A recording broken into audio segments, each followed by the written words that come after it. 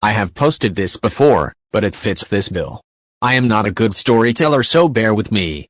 A couple of years back, my best friend and I went on a road trip to the States for a music festival. Met up with some friends, saw lots of things and whatnot. One of our friends comes back home with us. He needed to get back home for school and his buddies didn't want to head home yet. We decided to drive straight home in shifts. Took 24 hours for the full drive. Anyway, my story starts where I am driving, night shift at about 2 a.m.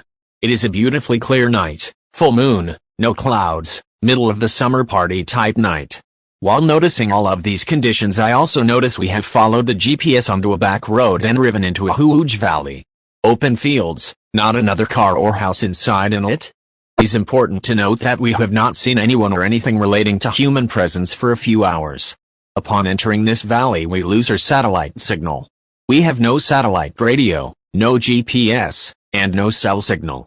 Cool beans, doesn't really matter as I know we follow this road for a couple more hours.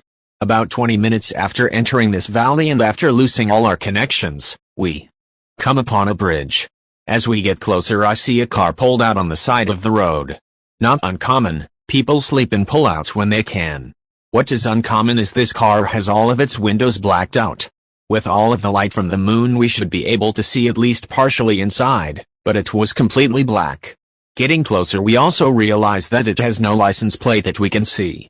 No big deal, we assume that it is abandoned out here in the boonies. That is until we pass this vehicle and almost immediately its lights turn on, and it pulls out behind us on the road. Now this is where it gets creepy. This vehicle starts tailgating us, in the middle of nowhere, and we can't see who is inside or anything. Again, we brush it off. Maybe he is lost, needs to follow someone out of the area? Doesn't explain the windows being blacked out or the lack of a license plate, however. Anyway, with this car following us, I start to get an uneasy feeling. Subtle at first, but growing stronger. Soon I get an all-out get the fuck away from this vehicle ASAP feeling. I find it important to note that I do not frighten easily, I do not panic, and I only have ever gotten this feeling in times when I know for a fact my life is in danger. I push these feelings aside as it seems like the silliest response to a possibly explainable situation, that is, until I see something in the middle of the road. Almost on cue, this car backs off, as I and my companions, one of whom was asleep beforehand, try to make out what is in the middle of the road. Coming closer, we see what looks to be a body laying in the middle of the lanes. This is not a big road, and like I said, it was also a back road, still paved but very small. At this moment, and at the sight of what appears to be a body in the road ahead, we start freaking out. I, in no way, am stopping for no one in this desolate and isolated area. There are no other vehicles around other than the one following us, and I can see no housing or lights for as far as the eye can see. No cell service, no satellite, nothing. I quickly tell the others that I am not stopping, and I am going around or through.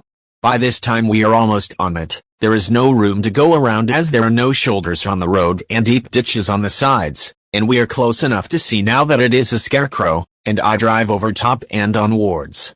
This car, small enough to go around it, continues to follow. I speed up, it speeds up, I slow down, it slows down, until I punch it. After about 2 minutes of this, the car slows down, does a U-turn and drives back. Now my passenger turns to me and says, "I swear I saw spikes in that thing." Lucky for us, we were driving a huge truck, the wheel spin was bigger than the scarecrow on the road and we never even touched it. It was another half hour before we reached cell services and the satellite picked back up. It wasn't until we reached home at 5 a.m. that we remembered. During this time there had been a couple of missing people reported in our province, ones who were on vacation and driving home from the States who never made it home or were ever found. I, and my passengers fully believe that we escaped some crazy Wolf Creek type of death for ourselves. Anyway, that's my crappy story, 100% true. Sorry for how long it was. To answer the questions about police, yes, we contacted the police about it and ended up making a full police report. However, we were unable to pinpoint the exact location. There wasn't anything they could really do other than file the report. We definitely didn't want this to happen to anyone else as it was creepy as hell.